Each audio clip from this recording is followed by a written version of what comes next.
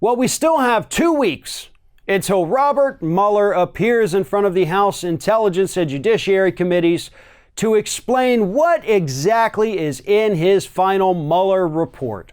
So 2 weeks out, and what we're starting to see right now is the President of the United States, Donald Trump, freaking the hell out.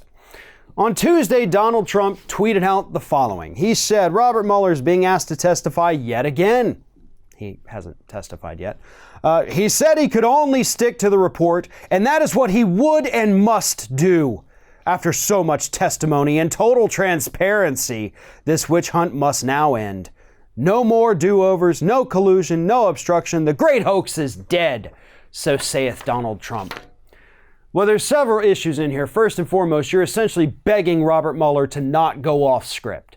You know, if it's in that report, great, you can say it. But anything else, talking about maybe any of the evidence that you use to come to your conclusions, maybe going a little bit deeper into that obstruction of justice stuff. Nope, you can't. You promised. You said you're only going to stick to what's in there, so you can't go any further than that.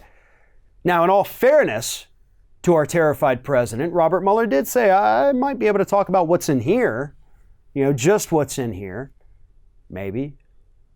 So we'll see, right? We've got 2 weeks, and it's going to be a fun 2 weeks, right?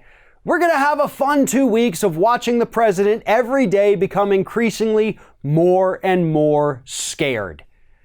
He doesn't know what's going to happen, but he's going to continue trying to intimidate Robert Mueller, intimidate the people who are going to be asking questions, and try to put the focus on his failed talking points, which is no collusion, no obstruction, great witch hunt, whatever the hell he's saying.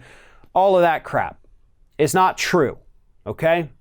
But the big thing we do need to focus on, and I hope the Democrats will focus on for these hearings, is the obstruction of justice part. How did Robert Mueller come to those determinations? How did he reach those conclusions? What evidence does he have on that? And does he believe that the intent was there? No intent, no obstruction. That's the law.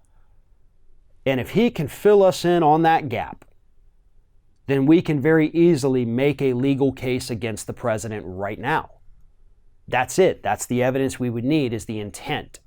Robert Mueller had the actual evidence to come to those conclusions, so he is the one who would be most likely to be able to make that jump if it exists. And that is why this testimony is so important.